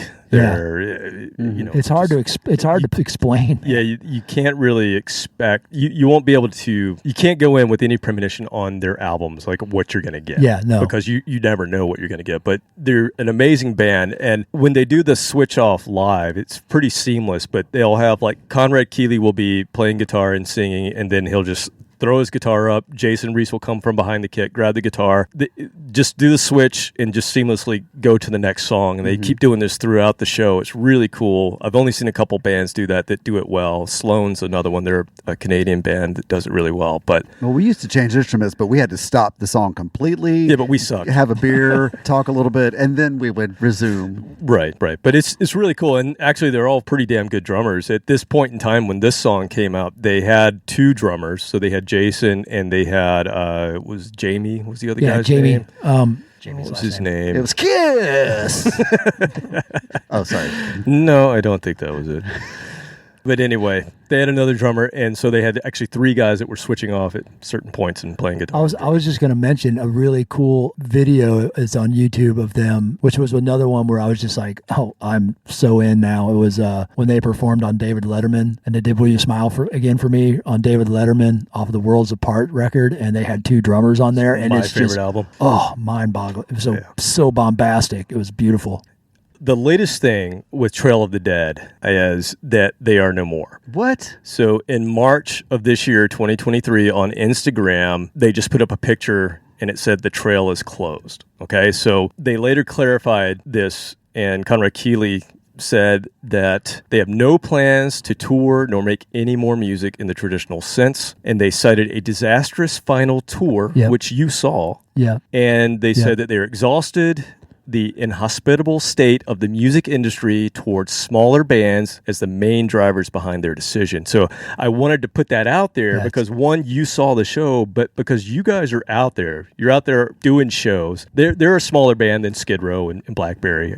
They're playing smaller places, but still, how do you react to that? It's what we have seen, like the Blackberry Smoke crew, is that, say what you want to say about like COVID and everything, but the machine of touring, the buses, the venues, a lot of them are really struggling. And it's like, I know like when Trail of Dead went to Europe, man, I've had really long conversations with them, and it was an absolutely brutal, emotionally exhausting situation where these are guys same age group, right? In our 50s. Yeah. Right? And I mean, Still it's doing like, this. bus drivers showing up late, driving you, getting to a show at 7 p.m. when you're supposed to be there at 4 o'clock, because your bus driver didn't have his shit together, or you show up at venues and the venues don't have anything together. It's like that element of it post-COVID is the segment where it's like, and don't get me wrong, they're trying really hard. It's just like what we've noticed is like the musicians especially, and this is, musicians get a lot of, I wouldn't say it hate, but a lot of people think musicians are like kind of like lazy, not really hard workers, all that stuff.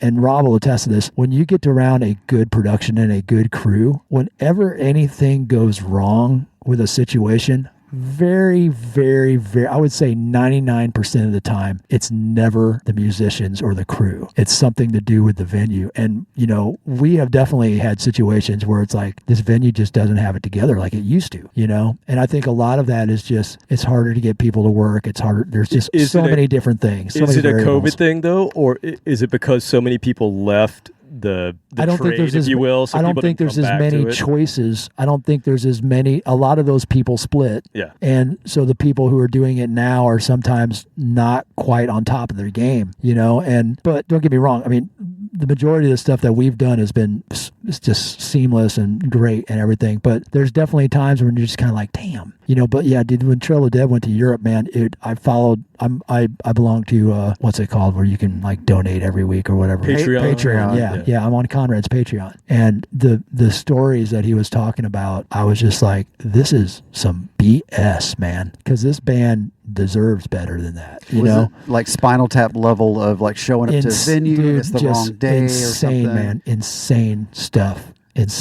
Well, and I believe when COVID into it, I mean, it has to, right? We're all in our 50s, so like the shit you would put up with when you're in your 20s in a band has to be different when you're in your 50s. It absolutely is. It's so even the physical aspect of traveling, whether it's for business, whether it's to play in a band, whether it's taking a family vacation, traveling is hard. Traveling takes its toll on you. You're not sleeping regular hours. You're not eating on regular hours. You're not, all of these things that are involved. Things that everybody else takes for granted, by the way. Yeah, right? and that takes its toll on you, and everybody is physically different at 45 or 50 or even past that, which we're seeing tons of bands we're seeing tons of bands and artists who are able to get to a particular point in their career, and a lot of these people are even older than the ages that we're mentioning, and you're just physically not the same person you were when you were 25 years old or 30 years old, and it's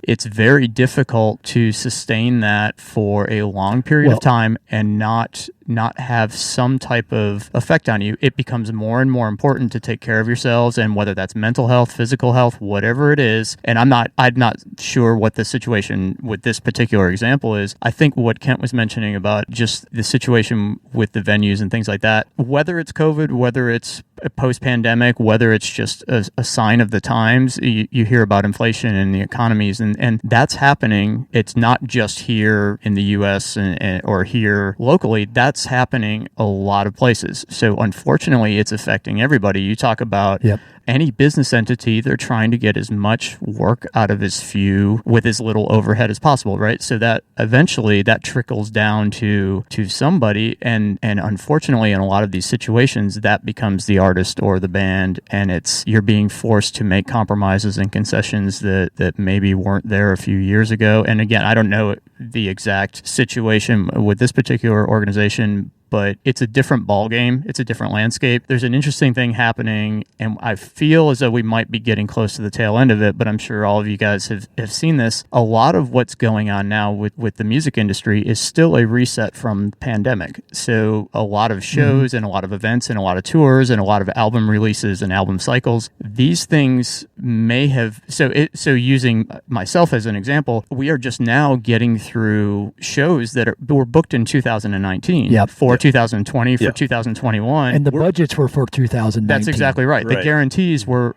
2019 guarantees, but now you've got 2023 inflation. You're going to put a band out on the road and do all of these types of things. Hotels are expensive. Airfare is expensive. Everything is expensive versus what it was a handful of years ago. Right. And ticket prices are going up. I complain about that a lot. And if I go as a fan or a spectator, I certainly am not afraid to complain about ticket prices, but that's being passed on to the consumer. So a lot of people are making decisions accordingly. Well, and there's also not as much money in the industry because of streaming. Right. I mean, let's just put it out there. Right. That's, that's the real deal, right? That's the real deal. Right. The money is not there. The money is not there. Right. So when people are complaining, and I'm saying this to you people, if you want to see lower ticket prices and stuff, I mean, there's definitely a whole thing going on with that, with like Ticketmaster and all that stuff, I'm sure. But in order to put on these shows, the prices have to be more because no one's buying the music. Correct. So unless you are buying, and when I say buying, I'm saying buy. What does that mean? Paying, going to their Bandcamp, going to their website and downloading the songs, not just subscribing for your $10 a month. Because what happened is, man, and we're going to get deep, and I know we got to run, but when the streaming platforms came out, and damn it, Lars was fucking right. He was. Lars was 100% fucking right. You know, I'll be one to say like, man, he's just being loud, but he was right. Here ended the lesson.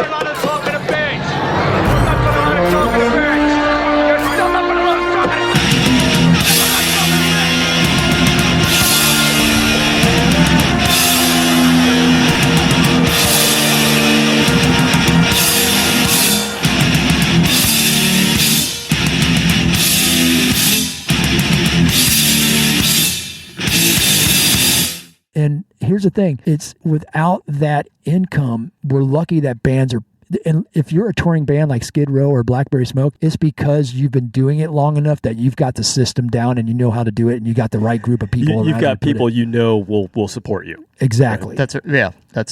Unfortunately, that's not the case with a lot of these younger artists and younger bands. Or these smaller bands like Trail of Dead, who has a much smaller support group. Yeah, right. It's a very harsh reality when you're in that situation. So I do think, to answer your question, I do think that age factors in. I think it's a common story at this point. So many bands and artists, it's almost not even possible in a lot of situations to tour and to continue doing it. And then you throw in the age component and what it takes to tour these days, it takes its toll on you. Yep. And with that being said, it's time for drummer joke number 4.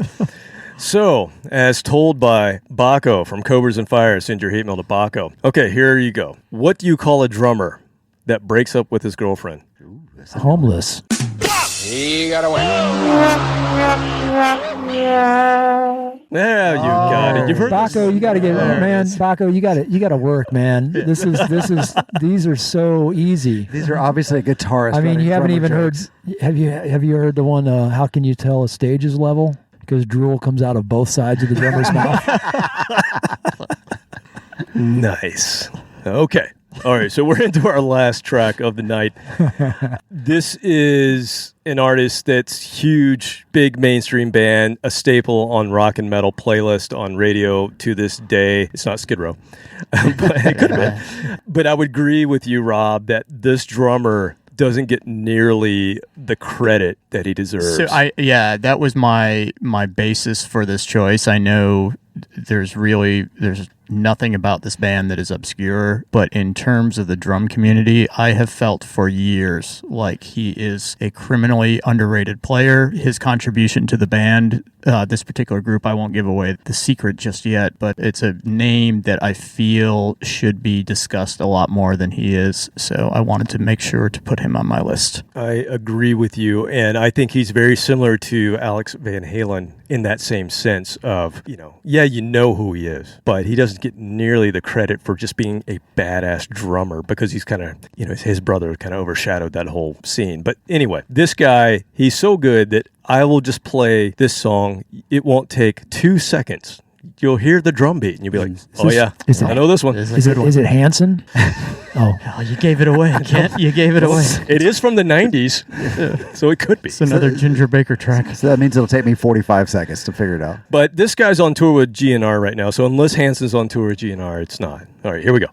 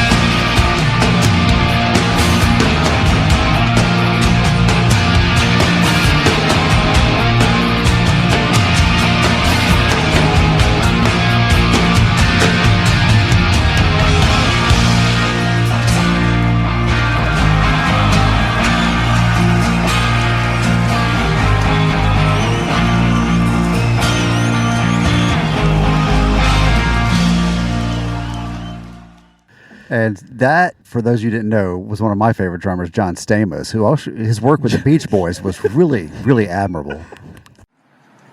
What the hell did you just say? I don't even know where you're going with that. What?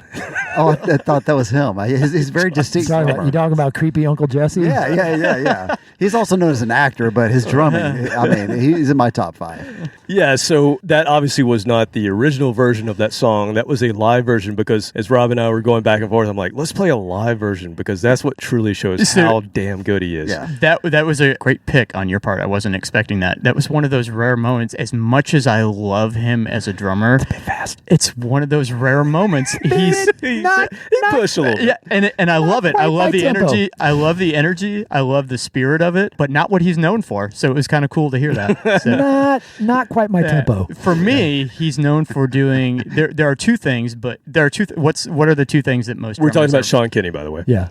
Great choice, by the way, Rob. Absolutely unsung. Thank you. Completely. Thank you. I've argued that with so many people throughout the years, and again, not an obscure band by any means, but We could have played Spies for Darwin, but we've already played them once on here. Okay, So well, that's a great Well, obscure I like the choice. album That, he did. like the choice that you went with. Two things that most drummers are afraid of: playing slow and playing quiet. Those are the two things. Sean Kinney maybe not known for playing quiet, although he's a very dynamic finesse player. Playing slow, playing a pocket that hangs back, makes a lot of those Alice in Chains songs sound so massive, and certainly in a live context. So I thought it was an interesting choice.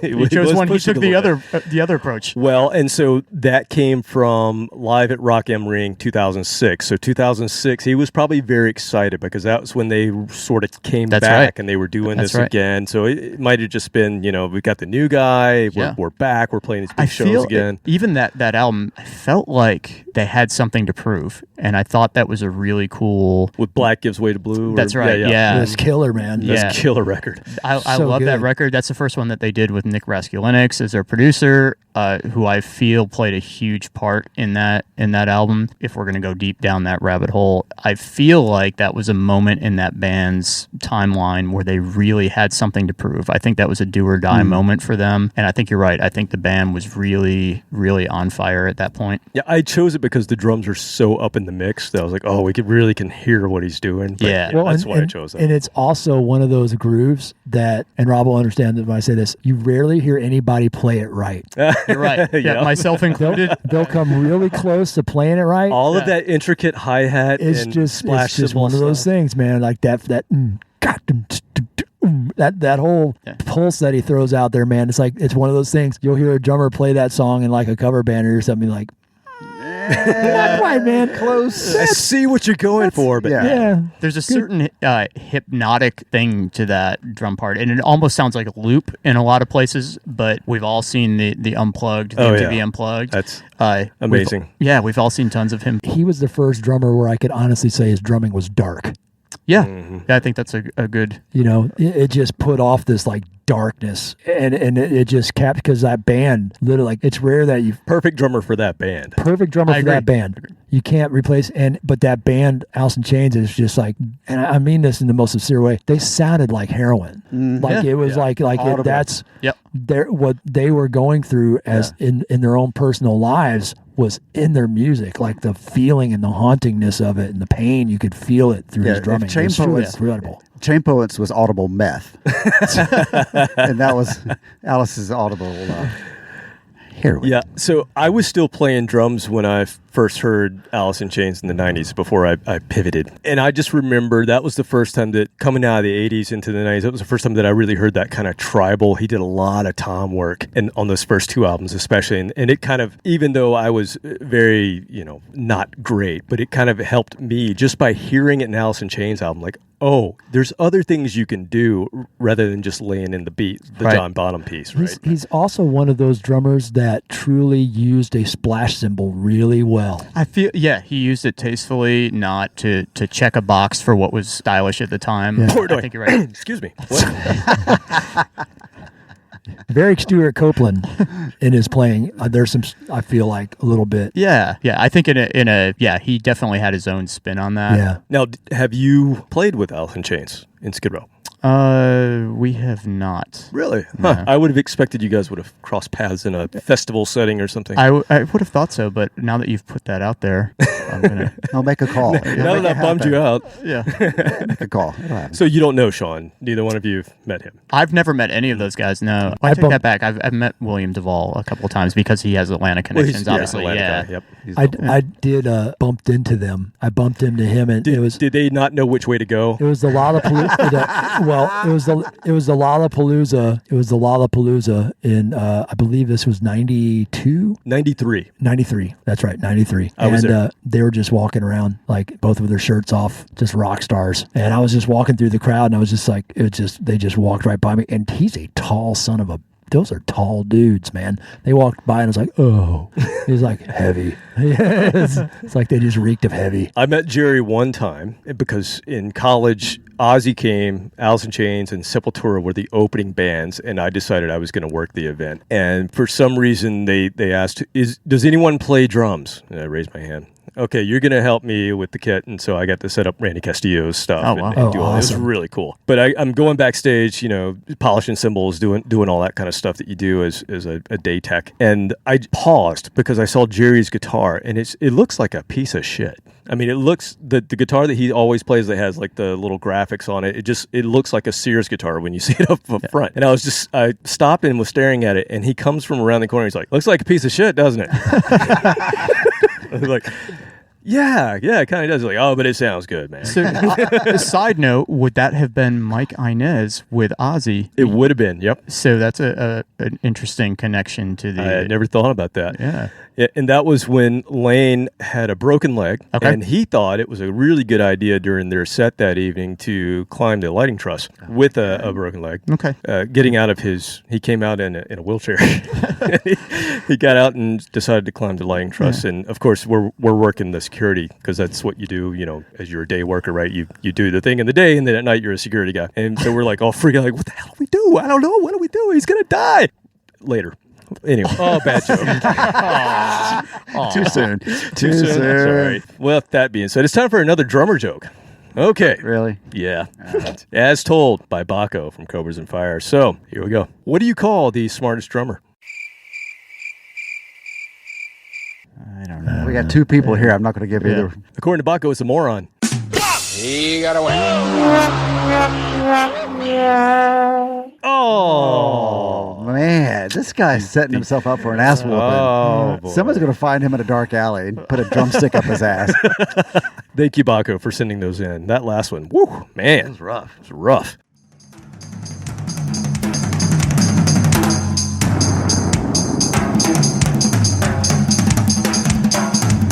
Tell me some drummer jokes. Well, for example, what did the drummer get on his IQ test? What? Drool. Good. What do you call a drummer with half a brain? What? Gifted. What does a drummer use for birth control? What? His personality.